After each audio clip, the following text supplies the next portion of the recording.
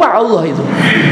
Kalau sudah menduduki tempat tertentu, rezekinya banyak, sebenarnya diuji oleh Allah. Tapi sebaliknya, loro titik, rezekinya setitik, baru ngerasa diuji.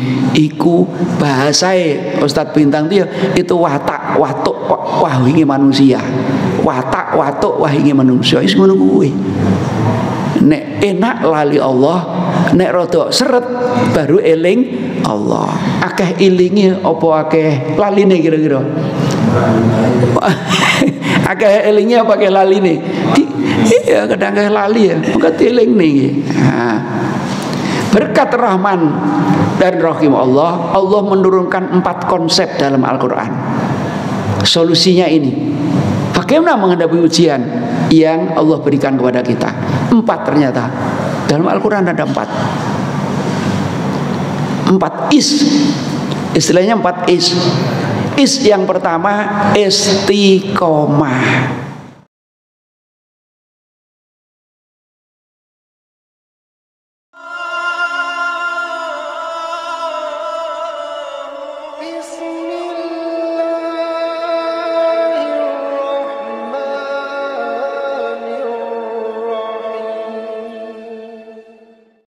Bismillahirrahmanirrahim. Assalamualaikum warahmatullahi wabarakatuh.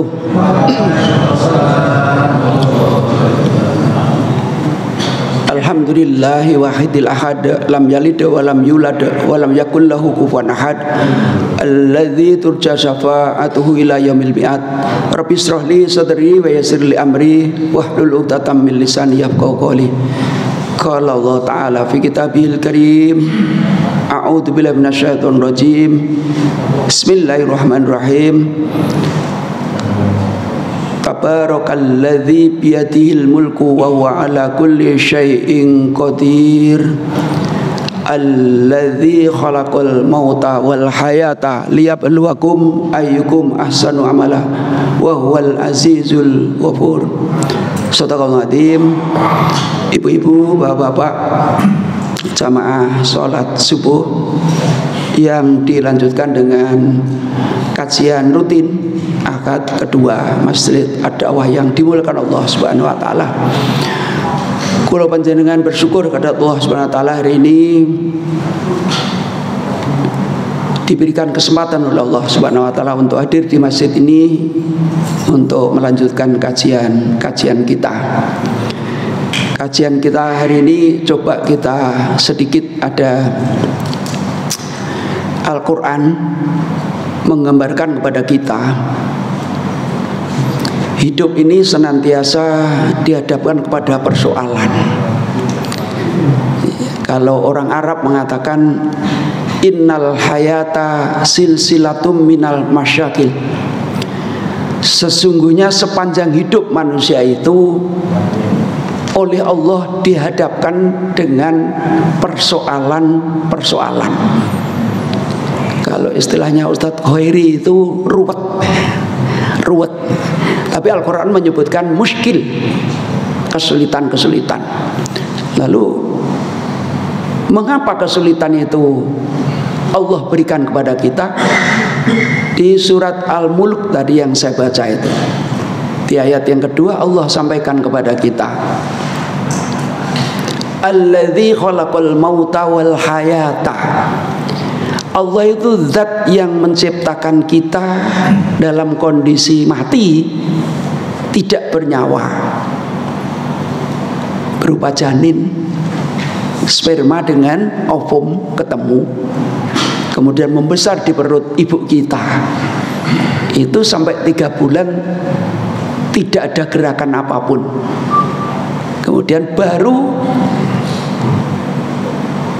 mauta wal hayata, kemudian ditiup roh oleh malaikat, baru nek bahasa Jawa kludik-kludik, bahasa kludik-kludik ya, mulai gerak wal haya. Lalu Allah menciptakan kita kematian dan kehidupan untuk apa?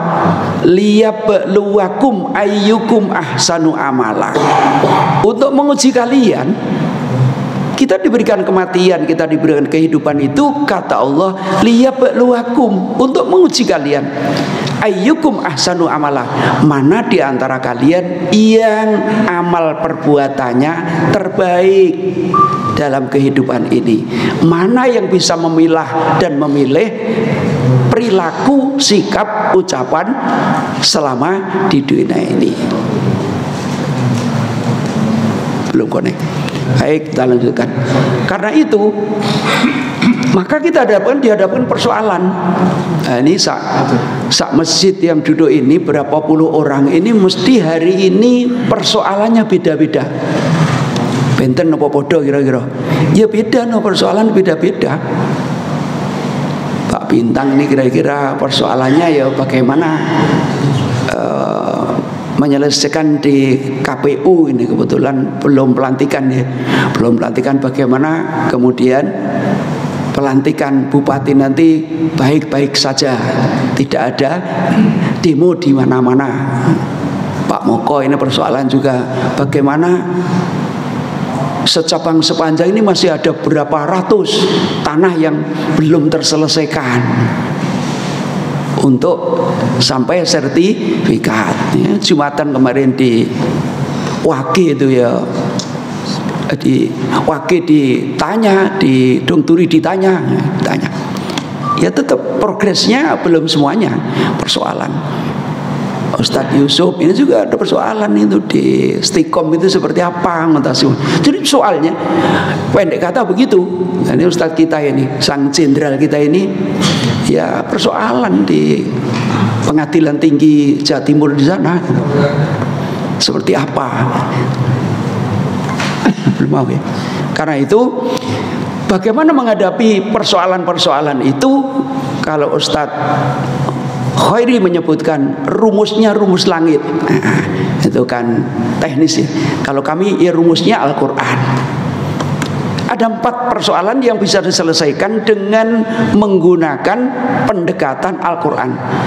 Madkhulul Quran, manhajul Quran, semuanya berada dalam Al-Quranul Karim.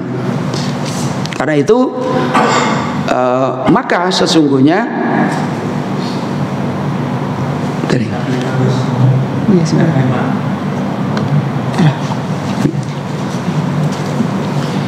di Almanar itu kan LCD-nya papan tulis besar itu, beli berapa puluh juta gitu. Ya ini disetting ulang gitu, ganti laptop disetting ulang. Tadi malam sampai jam 9 di Ngelom, kita Majelis Tabligh memulai gerak ke ranting-ranting yang fakim ngajinya. Maka tadi malam serentak di 5 ranting bersama-sama ngaji sampai jam 9. Ada yang di Ngelom, ada yang di Tanjung Sari, ada yang di Tawang Sari, ada yang di Sadang, ada yang di Rembangan. Ayo ranting kita yang masih fakim pengajian minimal 2 kali. Mubaliknya dari PCM, transportnya juga dari PCM, disiapkan air putih saja. Kita siapkan dana cukup untuk gerakan dakwahnya. Nah, hari ini jam 8 kita undang PRM ada 2, 124 mubalik kita hari ini di refresh di kantor PCM. Sebelum Ramadan nanti kita kirim ke masjid-masjid termasuk untuk khutbah Jumat. Itu baru Februari kita ngundang kader-kader mubalik dari SD, SMP, SMA, STM untuk kita second line, lapis kedua. Yang sepuh-sepuh seperti kita ini ya, kadang 3-4 kali sehari ini dikurangi, nanti yang muda-muda biar mulai menjadi kader-kader kita. Ini akan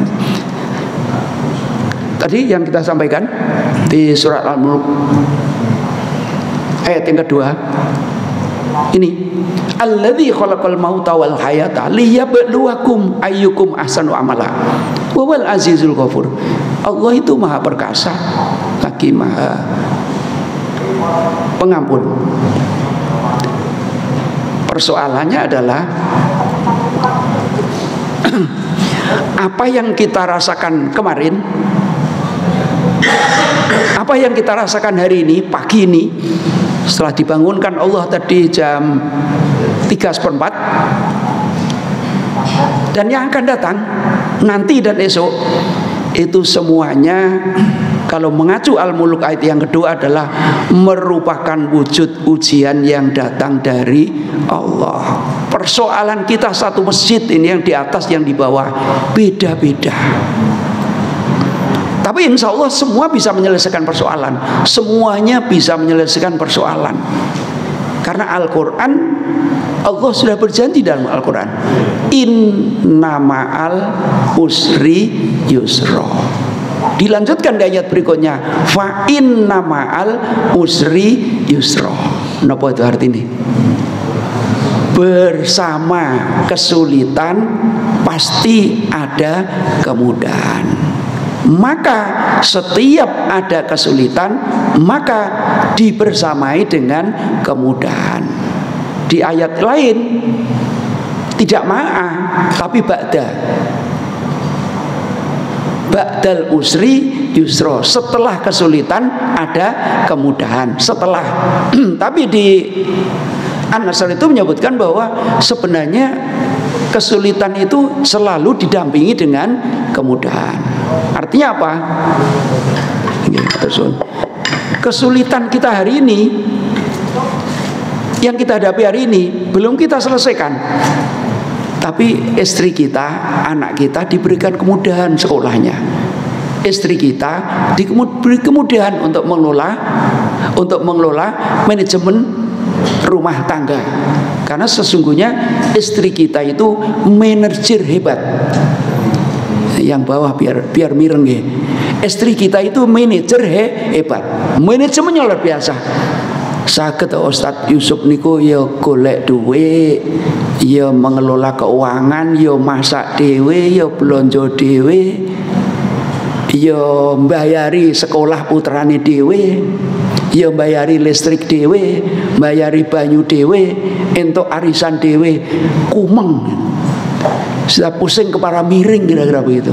Karena itu istri kita itu luar biasa, manajer yang hebat, bisa menyisihkan ya untuk umroh, ya untuk ganti mobil misalnya, ya untuk memperbaiki rumah. Itu istri-istri kita luar biasa. Lu panjenengan ya nggo dhewe duwe ya ilang-ilang ae entek-entek. Tapi istri kita bisa memanage itu sampai membiayai anak-anak kita. Ini manajer yang hebat, itu istri-istri kita. Itu sedikit untuk mengurangi persoalan-persoalan kita, karena didampingi oleh istri-istri yang luar biasa, mampu memanage keuangan dan menjadi orang yang pertama menjadi gurunya anak-anak kita itu istri kita. Kalau panjenengan ya jam itu ya gak ning kantor, gak ning omah, ning kantor. Mulai ya wis bengi kok. Coba sinten yang mendidik anak-anak kita? Yang mengajari kalau makan dengan tangan kanan, yang mengajari kalau makan minum dengan duduk, ya istri kita. Yang makan jangan dengan tangan kiri, itu istri kita. Luar biasa. Kalau panjenengan itu ya perlu dadi gitu ya, anak-anak wis pinter, bisa kuliah, bisa, itu istri-istri kita. Itu manajer yang luar biasa. Karena itu diuji, walaupun manajer kita juga diuji. Kadang-kadang ya pas-pasan. Ya pas-pasan, ayo podo golek, wis gak ulah serengenan. Jadi apa yang kita lakukan kemarin, sekarang dan besok itu berbeda persoalannya. Lalu bagaimana kita mencari solusi? Karena apa? Sesungguhnya orang yang sakit itu diuji dengan rasa sakit sebanding, saya berikan sebanding dengan orang yang sehat diuji dengan kesehatannya. Jomplang ya, jomplang no, kelihatannya jomplang no, bener gitu.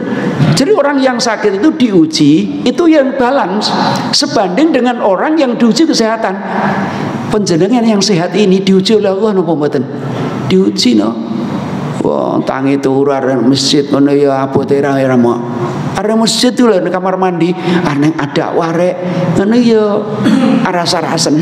Pungkasane gak iso berangkat, diuji panjenengan. Diuji. Lah yang sakit ya uji, merasakan sakitnya. Sebenarnya sama saja. Yang sakit maupun yang sehat sama-sama diuji di hadapan persoalan. Orang yang kaya itu juga diuji oleh Allah. Diuji dengan kekayaannya, sebanding dengan orang yang miskin diuji dengan kemiskinannya. Sama sebenarnya. Mong sawang sinawang no. Betul, orang miskin menyebut orang kaya itu enak rek, omai magrong-magrong, mobilnya loro telu, ganta-ganti mobil. Nah, itu. Bahkan mohon maaf, ada istrinya lebih dari satu, pindah sana pindah sini, kira-kira gitu. Ustaz Yusuf tertawa, nggak ada keberanian kita, nggak ada keberanian. Sama ya, sama, satu aja sudah luar biasa ya, gitu. Satu aja sudah jadi manajer yang terbaik, yang terbaik. Itu nanti persoalan juga kalau istri dua ya, mesti persoalan. Itu makanya ndak usah saja gitu, ndak usah saja. Jadi ini persoalan. Orang bisa disebut kaya kalau dibandingkan dengan orang miskin. Orang dikatakan miskin karena disandingkan orang kaya. Yang kaya ya diuji, yang miskin ya diuji. Ini kan sawang sinawang tuh. Sugih tapi loron-loron. Loron gitu. Bolak-balik ke rumah sakit. Bolak-balik periksa. Makan gak enak, tidur tidak nyenyak. Ahluan pundi yang dari sisi materi ya pas-pasan, tapi ya sehat nek masjid ini ada dakwah ya sregep, ngaji ya sregep, mangan sembarang ya lap-lap enak. Coba nek mati tidur nyenyak, iya makan enak, rukun sampai keluargae. Nah, sebenarnya kan sebanding itu, sebanding saja wong sawang sinawang. Penjana jalan kaki, ada orang sepeda pancal. Napa yang penjana lakukan? Nare nek ini sepeda anu ki rada cepet titik. Lha barang ditakdirkan dapat sepeda pancal, ana sepeda motor. Lho, ana sing luwih cepet. Enak di sepeda motor, rada cepet. Ya persoalan juga sepeda motor. Ya tuku bensin. Ya leren bayar pajeke gitu. Ono mobil libat, loh enak itu, gak kepanasan, gak kudanan. Tiba iya pajaknya tambah akeh, ganti uli, ganti ini. Jadi itu muskil, persoalan. Semakin tinggi banyak yang kita miliki, persoalannya semakin banyak. Sama dengan pejabat, semakin jabatannya lebih tinggi, persoalannya lebih besar. Gambarnya gampang kok, gambarnya gampang. Angin ribut seperti apapun, itu ada dua yang bisa kita lihat. Ada pohon mangga besar, kukuh, kuat, dengan ini alang-alang. Itu sama kan perbandingannya, wong kecil sampai wong gede. Ketika angin dibur begitu, ya tiba pohon mangga yang kakek itu ambruk. Ya gak idekne meneh wong ambruk kok mati ditegor. Tapi sementara alang-alang yang tadi kan dilokne itu oleh siapa itu? Oleh mangga. Kamu itu wong kena angin didik kok muntang-munting gitu alang-alang. Iya gak kuat aku ringkih. Tiba barang Allah membuskan angin yang besar. Ambruk dhisik, napa sing ambruk? Ya mangga yang sombongnya luar biasa itu. Sing kecil sing dilokne mang. Angine selesai ya berdiri tegak. Lanti mangga, oh hilang. Nah, wis diangkati ambek sing duwe wetok. Artinya apa? Sawang sinawang. Bukan yang tinggi hebat itu. Enggak ya, ada persoalan.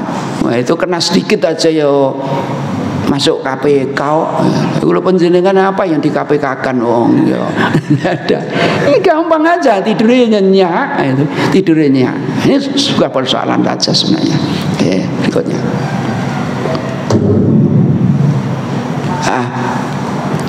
Milane jika saat ini kula penjenengan ini sehat nggih, rezeki kita lancar. Nggih, lancar apa Nur? Lancar apa Nur? Pentole yo laris ya. Mas Anja Timur laris, lancar itu. Lancar nggih. Nggih, lancar.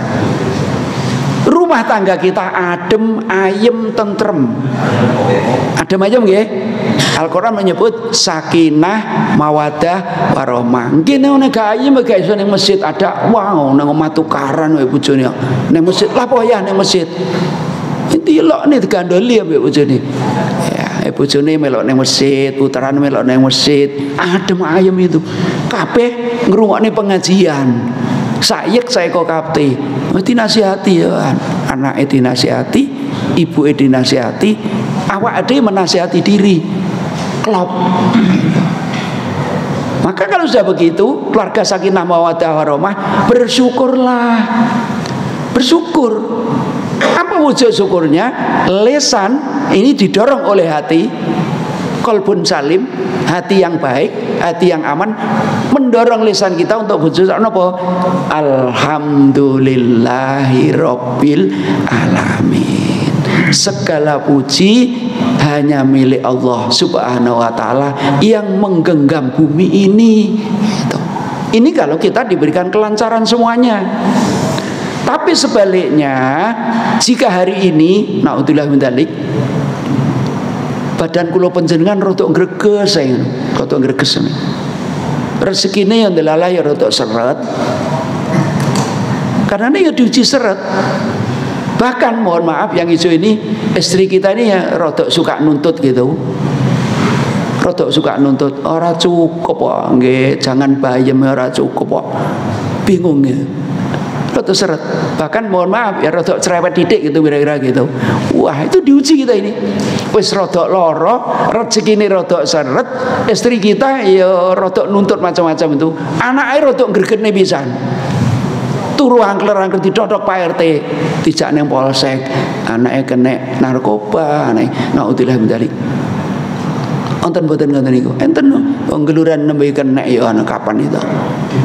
Anak-anak kita di RT berapa itu? Itu sudah menasional. Itu. Kalau kita diuji itu semua, kebalikan dari syukur, maka sabar. Gitu. Sabar. Mana gak sabar ya malah jadi keluarga kacau itu. Ya sik judi sakit, insya Allah pada saatnya akan sembuh oleh Allah, disembuhkan oleh Allah. Rezeki kita seret, ya pada saatnya akan diberikan kemudahan. Kita usaha agar berubah nasib kita. Istri kita agak nuntut, ya diajak pengertian. Diajak pengertian. Kadang rezeki ya lancar, kadang tidak lancar. Gini-gini ya Ustadz Ferdi juga lancar misalnya tadi pesenannya banyak ya. Tapi kadang-kadang ya sepi nek posoan ya kadang sepi kadang. Ini kan rezeki dari Allah. Diberi pengertian. Maka antara syukur dan sabar itu beti itu beda tipis. Beda tipis. Mampukah kita bersyukur ketika Allah menguji kita dengan semuanya fasilitas ada? Atau mampukah kita bersabar ketika diuji dengan banyak persoalan? Sehingga Allah sampaikan di Al-Baqarah itu 2 tempat malah. Sesungguhnya sabar dan sholat itu berat kecuali orang yang berikutnya. Innallaha ma'az sabirin. Siapa yang sabar akan disertai oleh Allah Subhanahu wa taala beserta orang-orang yang sabar. Kinten ya napa niki? Mampu bersyukur, mampu bersabar. Insya Allah itu ujian dari Allah kok. Dan Allah tidak akan memberikan ujian yang tidak sesuai kemampuan kita masing-masing. Mulai Ustadz Yus sampai Ustadz Saifuddin itu mubeng semua ini persoalannya beda-beda. Ustadz Yus bisa menyelesaikan persoalannya sendiri dengan izin Allah. Ustadz Saifuddin juga dapat menyelesaikan persoalan. Tidak ada beban yang Allah berikan yang tidak bisa diselesaikan. Dan kata kuncinya inna ma'al usri yusra.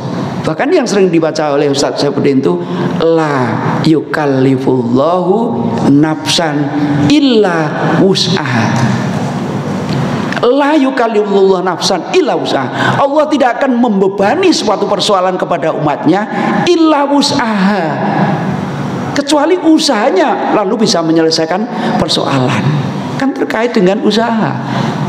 Usahanya ya usaha secara maksimal, secara dohiriyah, tapi kemudian usaha dekat dengan Allah ya. Maka kata kuncinya wa idza azamta fatawakal 'ala Allah. Nek wis bekerja keras, berusaha keras sebaik mungkin, itu usaha maksimal manusia. Karena itu setelah itu diserahkan Allah. Fatawakal 'ala Allah, serahkan pada Allah hasilnya. Innallaha yuhibbul mutawakkilin. Ngerti ya? Allah iku demen, seneng wong sing memasrahkan diri persoalannya setelah dimulai dari sebuah kegiatan yang dikuatkan dengan azam. Azam itu ketetapan hati, kukuh. Saya sudah lakukan ya Allah, prasyarat sudah saya penuhi ya Allah, saya serahkan pada Engkau hasilnya. Apapun yang Kau berikan kepadaku, besar atau kecil, titik atau akeh, itu yang terbaik bagi kami dan diri keluarga kami. Itu persoalan sebenarnya, tapi selesai itu ya, selesai. Nah, keduanya sama-sama ujian yang datang dari Allah. Maka apa syukur apa sabar, ini jalan terbaik untuk kita semua. Oh, mari kita renungkan masing-masing. Tetapi Al-Quran memberikan gambaran kepada kita, manusia itu cenderung tidak mau mengatakan bahwa dia diuji saat mendapatkan kenikmatan. Tapi ketika mendapatkan kemalangan, kerugian, ujian-ujian berat, ia mengatakan dia sedang diuji. Pun saat ini dikelundai awake dhewe. Kalau panjenengan niku nek sehat, nek rezekine lancar, eling teng Allah apa lali ning Allah? Monggo lali apa eling? Eling, alhamdulillah eling. Kira tapi ono siji loro sing lali ya. Iya. Pangkat saya tinggi, aku kok enten ngoten niku. Enten no. Rezekiku akeh, usahaku maksimal. Lah apa tak sedekahne? Wong iki rezekiku dhewe, usahaku dhewe. Enten sing mboten ngoten niku. Enten. Enten siji loro. Enten. Lupa Allah itu.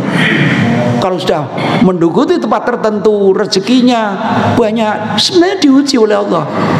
Tapi sebaliknya, loro titik, rezekinya sertitik, baru ngerasa diuji.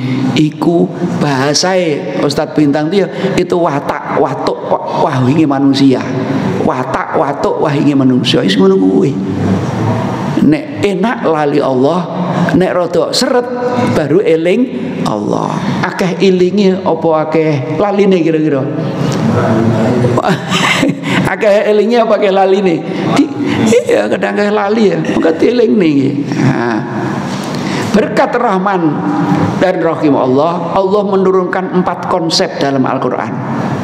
Solusinya ini, bagaimana menghadapi ujian yang Allah berikan kepada kita? 4 ternyata dalam Al-Quran ada 4 is, istilahnya 4 is. Is yang pertama istiqomah. Is yang kedua isti'anah. Istiqomah itu tegak, komitmen, ajak. Sedangkan isti'anah itu, ista'anah yasta'in itu pertolongan. Ya minta pertolongan kepada Allah. Al-Quran resepnya itu. Yang ketiga istikharah. Menghadapi persoalan itu istikharah.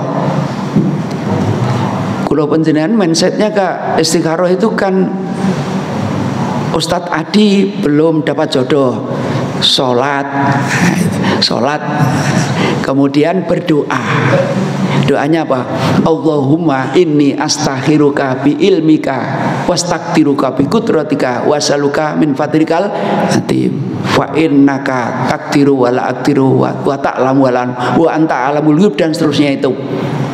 Ya Allah, jika ini baik bagi calon istri saya, berikan kebaikan untuk bisa ke situ. Kalau ini tidak pas untuk istri saya, jauhkan dari saya. Itu kan mindset kita. Enggak. Memilih jodoh iya, memilih pekerjaan iya. Boleh jadi penjenengan suatu saat diberikan pekerjaan, ada 2 pekerjaan yang sama-sama enak menurut penjenengan, lamarannya diterima. Lalu untuk memilih kemana kita lari? Iya istikharah. Ya Allah, ini saya dapat tawaran 2 pekerjaan yang sama-sama menggiurkan, tetapi ya Allah saya tidak mampu memilih sendiri kalau dari sisi keinginan kami, tapi saya serahkan kepada Engkau ya Allah, kalau Engkau yang tahu hal yang gaib. Wa ta'lamu wa la a'lamu, Engkau tahu dan saya tidak tahu. Maka Allah kemudian memilihkan, mantaplah kita milih yang ini karena Allah memilihkan, mantap. Itu boleh jadi di samping Allah memberikan jawaban dari istikharah, teman-teman kita itu juga mungkin memberikan dorongan, milih iki gitu. Milih iki gitu. Istrinya di Arpan itu kan ngelamar di SD dan ngelamar di SMP. Ojo matur ayah lo, engko nggare gak enak. Diterima lur ya, diterima sedoyo. Pilih pundi ya? Nek ayah yo SMP D gitu. Napa? Engko SD sampai seharian di sekolah. Nek SMP itu ya bisa jamnya bisa istirahat ganti jam yang lain dan seterusnya. Dan dari sisi penanganan lebih enak. Ya kayaknya ya yang SMP. Kira-kira itu. Di persoalan apapun itu diistikharoi. Kalau dihadapi 2 atau lebih yang kita harus selesaikan, Allah yang akan menentukan. Jadi istikharah tidak hanya menentukan jodoh. Istikharah juga menentukan persoalan 2 atau 3 hal yang kita hadapi, Allah yang memilihkan. Kemudian istighfar. Di dalam Al-Quran, orang yang suka istighfar itu menyelesaikan 8 hal. Di dalam Al-Quran, orang yang suka istighfar itu menyelesaikan 8 hal. Nanti kan kita bahas satu persatu. Iya, orang istighfar itu menyelesaikan banyak hal. Di antaranya yang sakit di samping ke dokter, di antaranya juga beristighfar. Barangkali dosaku akeh, ya Allah saya mohon ampun, karena innallahu ghafurur rahim, diampuni, badan ini menjadi lega. Sakit itu kemudian bisa terobati, karena memang istighfar itu bagian dari Al-Quran gitu. Baik, dimulai satu ya. Kok enten dulu tadi. Baik. Nggih, sate baik. Yang pertama istiqomah. Jamaah, istiqomah ini dari kata-kata koma yakumu. Ko iman. Koma yakumu, ko iman itu berdiri. Iya, makanya kalau Ustadz Bilal itu sudah din gitu, kemudian komat. Apa komat niku? Ya, komat itu adalah memanggil kita, memberitahu kita bahwa sholat akan segera didirikan. Di dalamnya ada kalimat kot komatis sholat, kot komatis sholat. Sungguh sudah mulai ditegakkan sholat. Ngadeg kita bersama-sama. Kemudian diimami oleh Ustadz Dius. Ini bagian dari rangkaian komat. Maka di situ Al-Quran juga menyebut aqimus sholat, dirikanlah sholat. Didirikan, bukan ada yu'ati. Tidak ada. Al-Quran menyebut yu'ati sholat, tidak ada. Yang ada aqimus sholat wa atuz zakah, tegakkan sholat, bayarlah zakat. Ditegakkan, tidak sekedar dilaksanakan, tapi lafaz demi lafaz dimaknai sampai salam itu diaplikasikan dalam hidup. Dari apa yang kita baca dalam sholat itu namanya aqimus sholat. Nah ini dalam kaidah Arab ditambah dengan 3 huruf. Istilahnya adalah sulasi mazid bi salah satu akrufin. Koma menjadi istiqomah tambah alif sinta menjadi istiqomah. Sama dengan ghafaro menjadi istighfar. Itu ditambahi alif sinta. Karena itu, apa sesungguhnya istiqomah itu? Istiqomah itu adalah kokoh dalam keyakinan, kokoh dalam berakidah, dan konsisten dalam beribadah. Ini tiga ini. Orang yang istiqomah itu adalah orang yang kokoh dalam keyakinan, kokoh dalam berakidah, dan konsisten dalam beribadah. Tapi sulit itu, sulit. Ini saksinya anak saya doain dengan mau. Lah diundang manten niku yo gak ono kursine kok.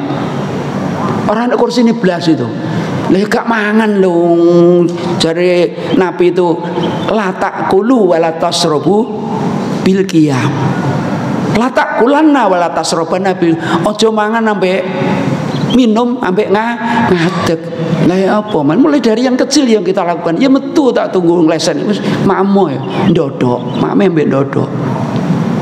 Makme ndodok itu. Kudunge apik panganane akeh. Nah, tapi gak nek lungguh ya ora usah mangan gak mangan saya gitu. Pernah di Taman Mini itu bersama Pak Menteri, Pak Kepala Badan diundang sana. Iku gak ono lungguh. Nek lungguh ngene Pak Menteri, ndusel Pak Menteri aku. Lukman Hakim Saifuddin itu saya kenal baik karena 2 kali di kantor kami. Prof aku ndusel jenengan karena lungguhe yo. Apa jenengan? Ndusel Pak Menteri mangan rek koe. Nek gak yo gak mangan lah dadak kok Surabaya ning Taman Mini gak mangan. Itu jadi standing partai itu sudah menjadi tren. Lah mosok wong Islam melok ngono kuwi. Yo gak no. Jelas jangan makan dan minum sambil berdiri. Wis tangan kiwa pisan, sampai ngobrol pisan. Keselak ya gak salahe panganan ya kesalahe awak dhewe. Itu istiqomah, kita harus istiqomah. Ya wis lah urusan kecil. Itu pulang saya. Ketika anak buah kami mau nikah di Al-Akbar itu saya tanya, "Mbak, engkau nak kursi ini pun Al Akbar itu?" Loh, atas kan ada Eropa dan enten Bang. Nenek ya engkau melok mangan engkau ya aku salaman yang mulai Mbak itu.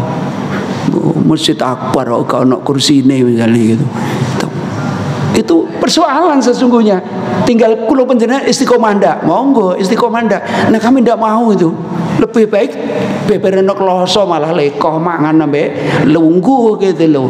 Itu sunnah Nabi gitu. Istiqomah ndak kita? Itu diuji kita ini. Diuji kita ini. Tahun baru istiqomah ndak panjenengan? Gitu. Tahun baru saya ngisi di pagi ini ngisi di takwa itu. Ya temanya istiqomah itu. Jadi boleh jadi jamaah kita ini hanya semalam kita menjadi orang Kristen. Lah melok tahun baruan nak. Melok tahun baruan apa gak jadi Kristen? Wong mendukung kegiatan Kristen nak. Weng-wengan di jalan itu semalam. Hanya semalam kita menjadi orang napa Yahudi. Lah melok trompetan nak. Niup trompet itu dan tradisi Yahudi. Semalam tanpa sadar tergores lafaz la ilaha illallah. Tidak ada ilah kecuali Allah. Ayo istiqomah ndak kita? Kalau istiqomah ya ngomahai gitu loh. Maka PCM itu dikemas kemarin.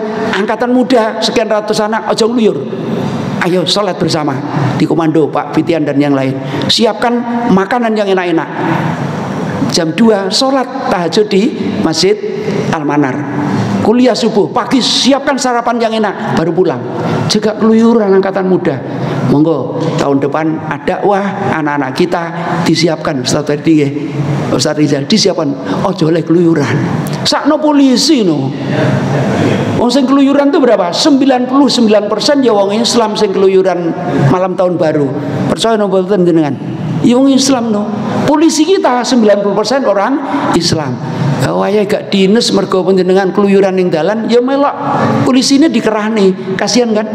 Kasihan. Istiqomah ndak kita? Menjadi orang Yahudi satu malam. Mari ngono nyuwat percondes jadi orang Majusi satu malam. Mungkin Majusi itu suka nyumet geni kan? Dan mercon itu sumet dar. Sebenarnya tahun baru itu ya bukan merconnya, tapi istiqomah kita terhadap la ilaha illallah. Itu mubadzir, innal mubadzirin kan ikhwanu syayatin. Ilmu mubadzir di dar-dar ya mau ngregeti lemah, berbeki kuping. Jadi Majusi semalam. Wis ngono mari ngono nggo topi merah. Betul topi merah itu? Apa itu? Otatius. Topi apa niku? Lah, itu penjenengan berarti murtad satu malam. murtad nuat. Wong Islam kok ngakui kebenaran agama yang lain, murtad nu. Apa yang tergores? La ilaha illallah. Hadari an hada. Hati-hati urusan ini. Jadi semalam kita bisa menjadi Nasrani, semalam bisa menjadi Yahudi, semalam bisa Majusi, semalam bisa murtad. Allah marah itu. Allah tidak akan mengampuni dosa orang-orang yang menyekutukan Allah, dan akan mengampuni maduna dzalika lima yasha. Allah akan mengampuni orang yang tidak menyekutukan Allah, tidak menggores la ilaha illallah. Nih istiqomah namanya, tegak, baik akidah menyangkut tadi maupun konsisten dalam beribadah. Ini makna istiqomah. Dasarnya ini. Penerbesani di surat Fussilat surat 41 ayat 30. A'udzubillahi minasyaitonir rajim. Bismillahirrahmanirrahim. Innalladzina qalu rabbunallahu summastaqamu tatanazzalu alaihimul malaikah alla takhafu wa la tahzanu wa basiru bil jannati allati kuntum tu'adun. Sesungguhnya orang-orang yang berkata Rabbunallah, Tuhanku hanya Allah, Tuhanku hanya Allah. Sumastaqamu, kemudian konsisten istiqomah, karena Tuhanku hanya satu, aku gak melok tahun baruan misalnya. Karena Tuhanku hanya satu, saya tidak datang di Natalan misalnya. Istiqomah. Maka kalau orang itu istiqomah, Allah jamin dalam ayat ini, tatanazzalu alaihimul malaikah, Allah akan turun mendampingi kula panjenengan. Mungkin gak tahun baruan Allah menurunkan malaikat mendampingi kula panjenengan.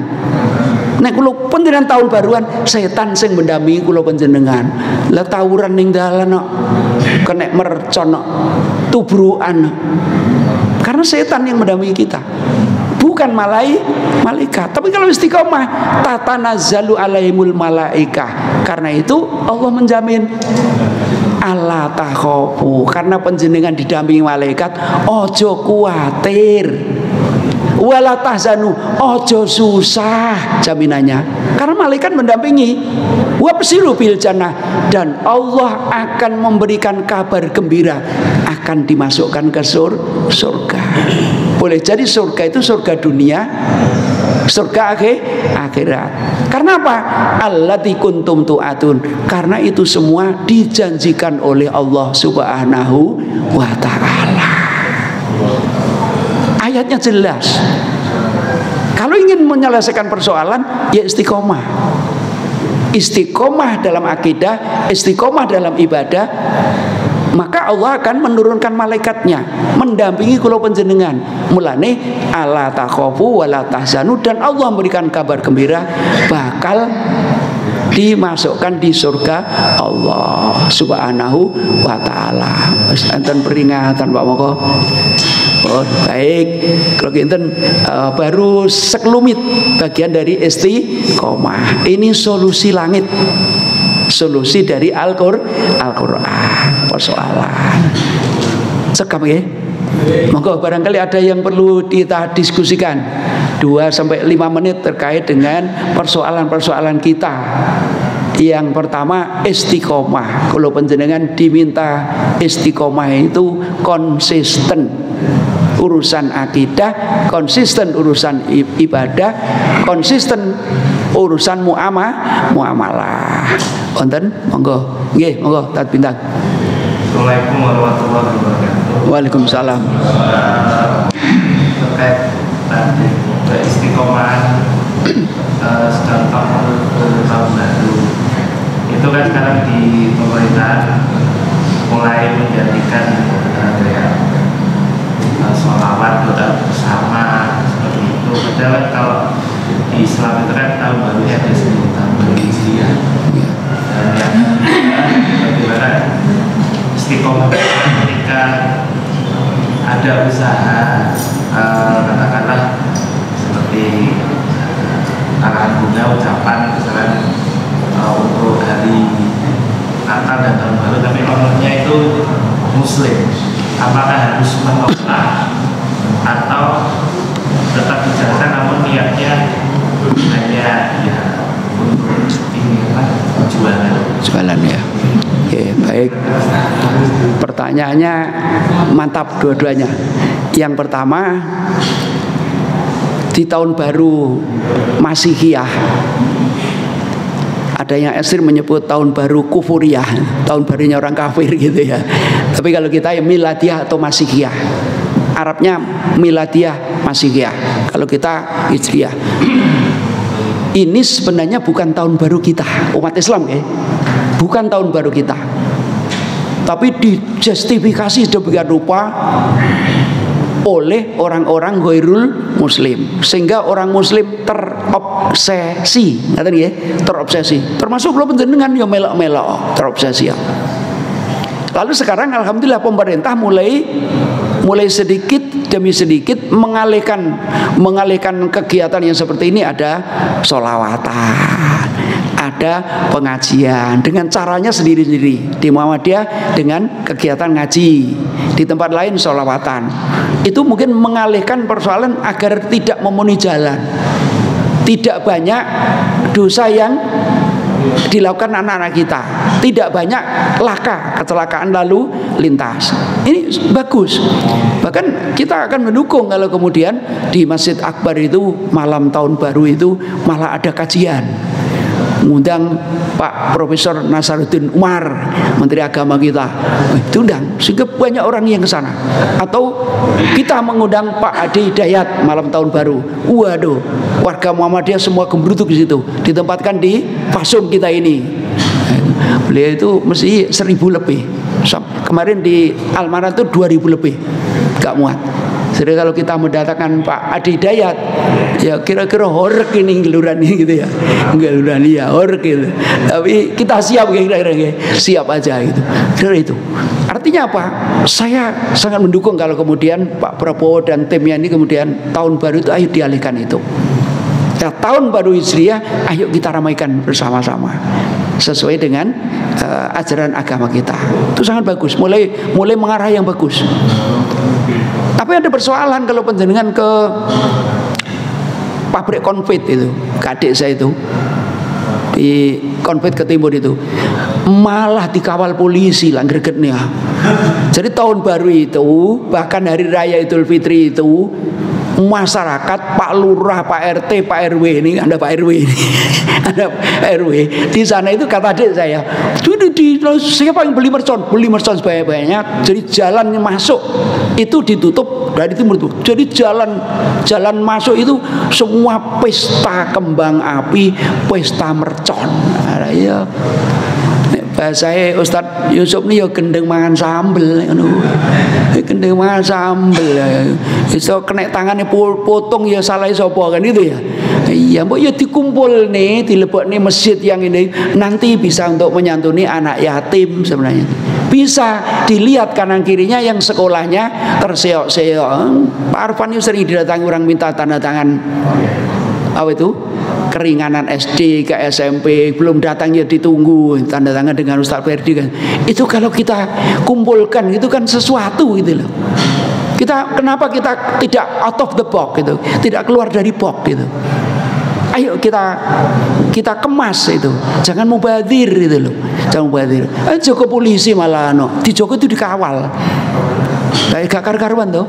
Lurah ya melok ngono sore-sore. Ya sembuh nek ngono ya. Repot. Bagaimana merubahnya? Kita rubah ibda bin nafsik. Dimulai dari diri sendiri. Dimulai dari Masjid Al-Dakwah. Kemarin sudah dimulai dari Al-Manar. Nanti menjelang tahun baru Masihiyah itu PCM mengambil inisiasi himbauan. Masing-masing masjid mengadakan kegiatan dikemas yang bagus agar apa? Anak-anak kita, remaja kita tidak keluyuran malam tahun baru. Disiap nih nasi goreng, senengannya arek opo, disiap nih opo, seneng. Ada kajian-kajian seperti rebus rawong itu anak-anak seneng. Itu bagaimana anak-anak kita seneng. Yang kedua, bagaimana kalau kita dapat undangan Natal, kita tidak datang itu ya teman. Datang itu ya agama kami tidak membolehkan. Wong Nabi itu sudah dikunci kok oleh Allah kok. Ketika orang musyrik Mekah itu datang ke Muhammad, "Mat, ayo mbok anu toleransi ae. Nek sampean ku salat, aku melok salat. Engko nek aku ibadah, ritual agamaku, sampean melok aku. Cek podo-podo enake." Ya, diselesaikan secara adat bahasanya gitu. Lah orang-orang itu belum pulang, malaikat Jibril sudah turun mendatangi Muhammad, menurunkan wahyunya. Kul ya ayyuhal kafirun la a'budu ma ta'budun wala antum abiduna ma a'bud wala ana abidum ma abattum wala antum abiduna ma a'bud lakum dinukum wali atin. Jelas nuktah kafir, titik gede ini kesan. Langsung, wahai orang-orang kafir, saya tidak akan pernah menyembah apa yang kau sembah. Wala antum abiduna ma a'bud, engkau juga tidak boleh, tidak perlu menyembah apa yang aku sembah. Ayat yang terakhir, lakum dinukum, wis lah agamamu, nyembah reco, nyembah api, nyumeto mercon, tahun baru ano, kan itu kan. Wali dan bagiku agamaku Islam, saya istiqomah. Paham ya? Mungkin Wong Profesor Hamka sudah menyampaikan kok ketika menjadi Ketua Majelis Ulama Indonesia, orang Islam hukumnya haram mengucapkan selamat Natal. Orang Islam hukumnya haram mendatangi acara Natal. Umat Islam hukumnya haram makanan-makanan teruntuk Natal. Selesai no. Selesai. Tapi diprotes beliau oleh masyarakat waktu Warto, didesak untuk mencabut fatwa itu. Beliau ya gampang aja, saya ini ketua majelis ulamanya orang Islam. Itu ketua majelis ulamanya Kristen, Hindu, Katolik dan Buddha. Enggak. Aku loh majelis ulamanya umat Islam, sing tak kandani wong Islam, sing tak selamene wong Islam. Yang saya selamatkan dari neraka itu orang Islam. Biar la ilaha illallahnya tidak tergores. Lah kok gak oleh? Tapi tetap besok, wes, beliau mengatakan, saya tidak akan menjilat ludah saya. Ibaratnya fatwa itu kan sudah meludah tuh. Saya tidak akan menjilat ludah. SK kembalikan. Saya mundur dari MUI. Tapi apa yang saya ucapkan, fatwa saya pertanggungjawabkan di akhirat di hadapan Allah. Mana yang benar? Ini namanya istiqomah. Jadi ketua MUI gelindra-gelindri dari pemerintah ini melok, enggak. MUI itu memberi nasihat kepala negara, memberi nasihat menteri itu. Jadi MUI itu memberi akwis urusan agama karena mayoritas Islam. Nah, tinggal ketua MUI itu istiqomah memberikan nasihat. Jelas ya?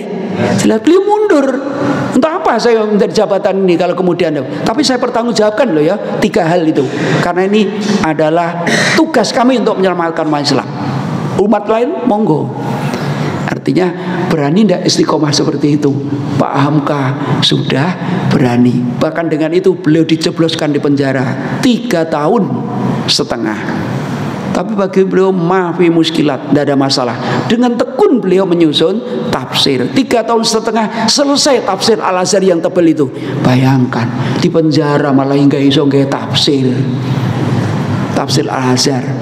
Ya enggak susah urusan dunia aja ya dipenjarakan manusia. Saya takut dipenjarakan oleh Allah, kata Buya Hamka. Ini namanya orang yang istiqomah. Ngaten nggih, dua-duanya terjawab nggih. Cekap nggih. Cekap. Baik, Bapak Ibu yang dimuliakan Allah Subhanahu wa taala. Memang istiqomah itu berat. Istiqomah itu berat. Tapi monggo kula panjenengan nyuwun teng Allah Subhanahu wa taala, mudah-mudahan kula panjenengan tetap istiqomah dalam menjaga akidah kita. istiqomah dalam beribadah, baik mahdoh maupun ghairu mahdoh, istiqomah dalam beramal. Insya Allah Allah akan memberikan kekuatan ketika kita minta dan konsisten terhadap ajaran agama kita. Kalau kita niku ingkang saged kula aturaken kirang langkung nyuwun pangapunten. Nasrullah fathun qarib, abasyirul mukminin. Assalamualaikum warahmatullahi wabarakatuh.